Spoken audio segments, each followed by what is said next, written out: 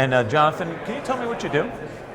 I run a firm called Well North that owns education companies and a vegan food company on the side for a little fun and diversity. Our focus is on building digital curriculum and content that will enable students in grades K through 12 and adult learners to learn at their own pace, to develop skills in the way they can with different learning approaches, and to create the opportunity for educators to change the way students learn during the school day. This isn't your first rodeo. You've been in the sector for a long time. Can you give us a little bit of your background, Kaplan, some of the other places that have led you to Weld? Well, in 1991, I left the publishing business. I was the marketing director of Newsweek and went to what was then called Stanley H. Kaplan Educational Centers Limited. It was owned by the Washington Post and had been bought from the founder, Stanley. And it was a business that had done well developing and creating the test prep market for helping kids prepare for standardized tests of all kinds, the SAT, graduate exams, medical licensure exams. And at the time, it had been kind of overrun by new competitors, most notably the Princeton Review. And I came at the end of 1991 and began a process of bringing new talent, curriculum, technology to the company in an effort to win the battle of test prep wars among all these competitors. Marketing to education. Even though you're in the sector, tell me what the landscape looked like back in the mid to early 90s. What was the landscape like back then? Well, for-profit education was in its nascent stage then, and you had really two simultaneous processes. On the one hand, you had the test prep industry, which was really the first for-profit education. That is, giving high-level education to a consumer market that was paying high prices. For years, you had all kinds of kind of late-night marketed distance learning in the form of correspondence schools, but they were focused on kind of lower order educational outcomes, mostly trade schools and secretarial. The test prep industry created a market for high-priced education sold for a profit, and that development created new technology, brought a whole bunch of new talent into the industry, people with pedigrees that would be respected by the academic side of nonprofit education. Back then, who were the big players? You talked about Kaplan's. For-profit education back then, you had Kaplan, Sylvan, which was developing learning centers for kids, and a guy named Doug Becker, who started at the same time I did, built that company. He's doing something very different now. You had some child care. KinderCare was really the biggest market player then. And then on the for-profit higher ed side, you had two real players that developed that market, Apollo and DeVry. And they existed in the late 80s and were founded by very creative entrepreneurs. So that was the landscape. Those were the brands. A little different now. A little different now. How so? Well, a couple of trends that propagated for-profit education. One, those players developed a lot of talented managers who then were ready to go out and build their own companies. So an entrepreneurial kind of wave was ready to begin after those companies became large. Those were $50 to $70 million companies. They grew into multi-billion-dollar enterprises. So you had talent. Second, for-profit education exploded in the late 90s and early part of the first decade of the 2000s because of the evolution of online learning and the money that became available through Title IV to fund it. And so you had a whole bunch of new players come into the market, and we can talk about that if you want. On the for-profit consumer side, what happened was technology-enabled solutions that began to challenge the traditional textbook marketplace, and because of that, new companies were formed to provide faster to market select choices for educators. So you had talent, you had new markets, and you had money. and that led to a lot of new companies. Is it a good time to invest in ed tech right now? As in today, going forward? Well, I will say that this is probably my fourth ed tech bubble. It wasn't always called ed tech, but we have had lots of... What were some of the names going back? Well, in these same conference halls, there were people in the mid-90s. Mary Tanner of Lehman Brothers was one of the early. Mike Moe worked for Mary, who has now got a conference in April every year. They were propagating basically location-based for-profit education and how technology could enable that. In '99, you had an ed tech bubble. You had companies that were technology-based, more on curriculum and on software. So you had this whole proliferation of rotor buns and Next and Oregon Trail and all of them. That was a bubble. Right. And then you had kind of the bubble that occurred around aggregating for-profit higher ed and distance learning assets in the form of degree credit institutions. And that happened before the re-regulation, the 05, 06, 07. So this is the fourth of these stages. And I would say that investing in education has always been the same throughout this whole period. It is not a place to get wealthy quickly. It is not an industry that allows for big ideas and unlocked markets that then can be managed over time by a different group of people who play out the hand that it's created. It takes this great strategy in education is really about great implementation, because there are a lot of littles that go into a successful company. And it's defined by that ability to stay focused every day and provide a great educational product. So if you're looking to make money quickly, no. If you're trying to time a market, this is not a good time because you already missed it. But if you have a 10 to 15 year time horizon, if you have a market idea that you think will lead to greater educational outcomes, efficacy, it's always been a good time to invest in education, and that's kind of how we've approached investing at Well North. What's the role in your mind of the government in all of this? Common Core, No Child Left Behind. As this landscape has changed and evolved, regulation has tried to stick its nose in there. What's the role of that in this? Well, you start with the basic premise that public education is paid for in most locations by property taxes or by city taxes. By definition, the government has a defining role in how educational product is bought. I think that the real issue has come down to two really fundamental decisions we have to make. On the one hand, how does the government legislate outcomes? And should it be in the business of telling the spenders of that money, cities and states, what kind of performance students need to have at different grade levels? I, for one, think it should be very high level of involvement, but with local implementation. We can talk about that. What is it? That means that if you look at No Child Left Behind, Yes. which I was a big proponent of, it did a lot of very good things.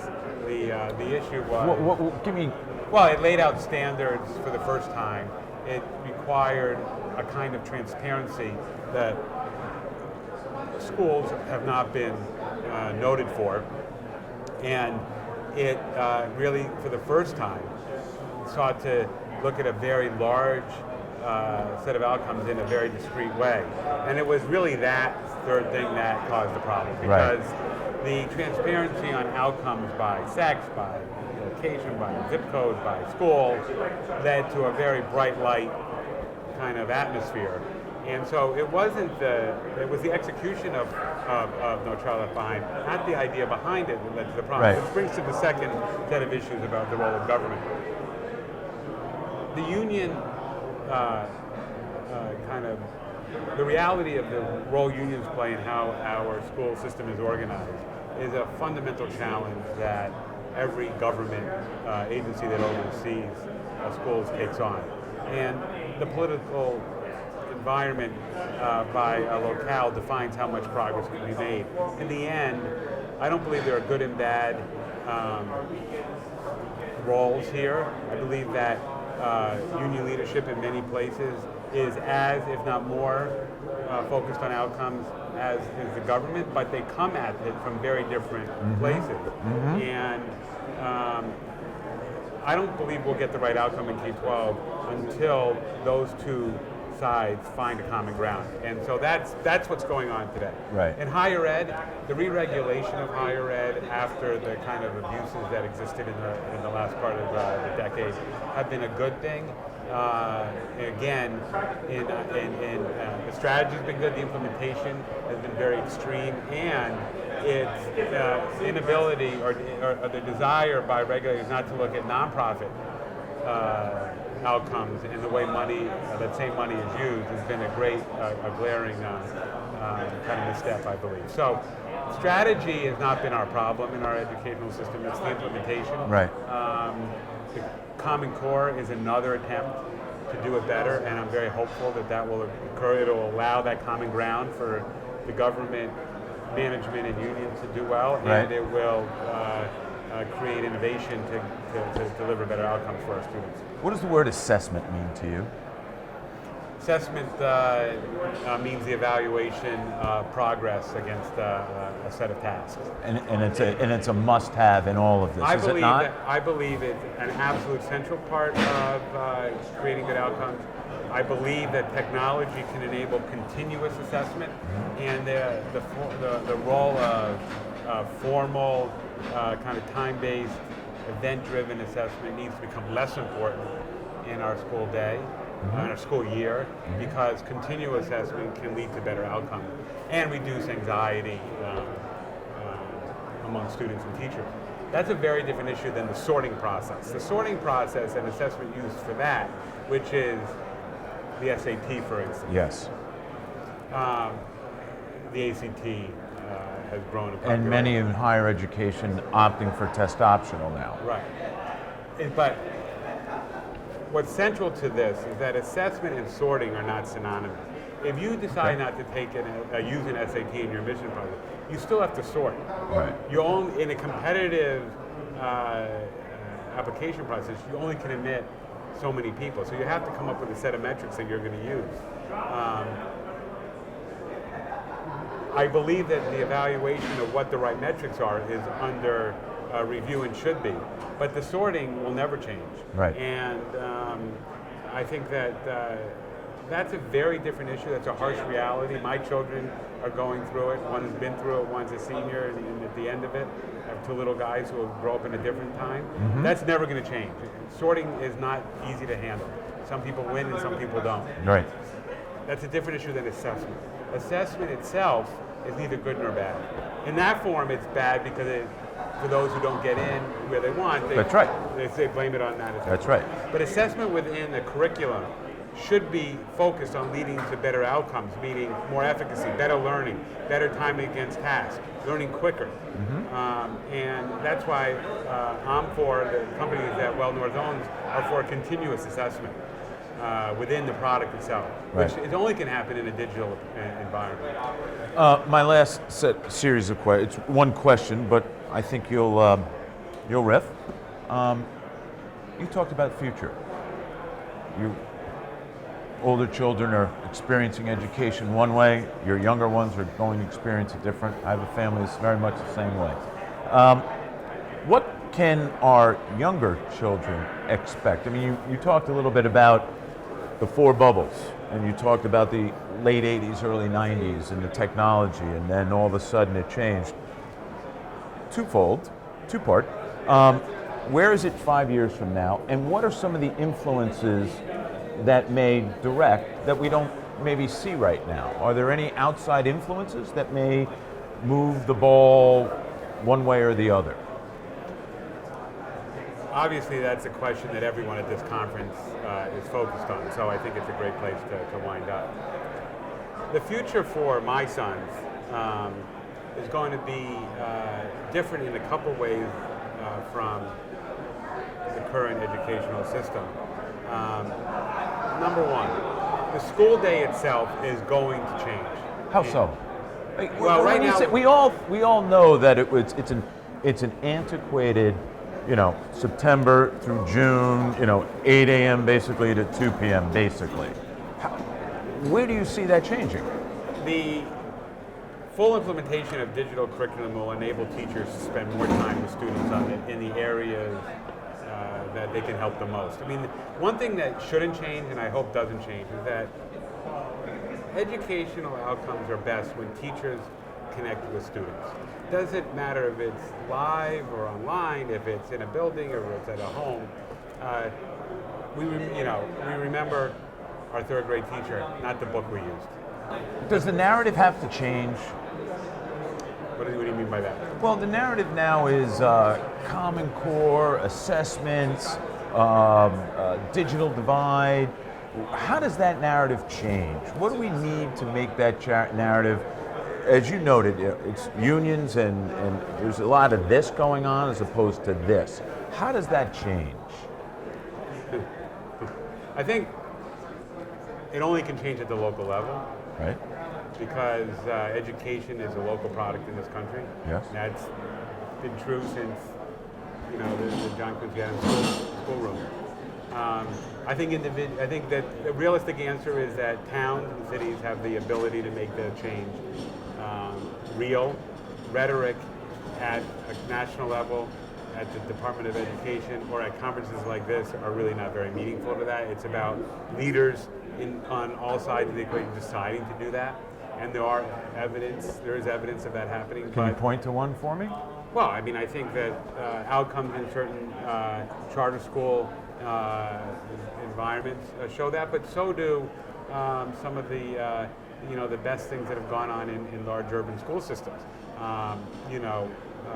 Chicago has done a lot of things to be at the forefront, and clearly the issues around taking chances and being willing to live with the ramifications of risk taken, like they did at LA Unified when they bought all the iPads that didn't work out, is actually a sign of real progress. That kind of risk, even though it failed, was creative and courageous, and that should lead to good things in LA. That is a change of the narrative. Even though it did fail, it's a new. No one said what idiots. Yeah. No one said what idiots you were for doing it. They said it's terrible that it worked out that way, but I don't think that. I think that there is tolerance for change. Right. But the real point I want to make is that our education is a local product in this country. So it's a service delivered at a school building in a neighborhood, even if it's the biggest city in the country, like we're standing in, biggest system. Local leaders are going to be the only way that the narrative changes. Okay. Last note. We at American Ed TV consider ourselves to be the media outlet for the world of education. And our mission is to get the stories and the personalities into the homes. Is there a value in bringing the stories into the parents, into the homes, into the personalities into home? Do you think that there's a value in doing that, making it accessible? Yes, absolutely. I mean, if you believe the premise that the change has to come locally, it has to emanate from the taxpayer base, which is the parents of the students in their homes. The only way that they can be optimistic and hopeful about change is to see other change that has led to good results elsewhere. And if you look at how our companies market their product, Edgenuity or Imagine Learning or True North Logic, we tell stories about what we've done elsewhere to make our customers comfortable with buying our products. And so innovation at a local level is going to come from shared experiences, and your media and the way that EdTV tells that story is going to be a big part of how B-roll gets through the system and gets picked up and referenced when hard decisions get to, the human condition requires, company, requires someone to be alongside, and That's the stories right. that are told are going to help people make brave decisions. Jonathan Greer, thank you so much. Appreciate your time.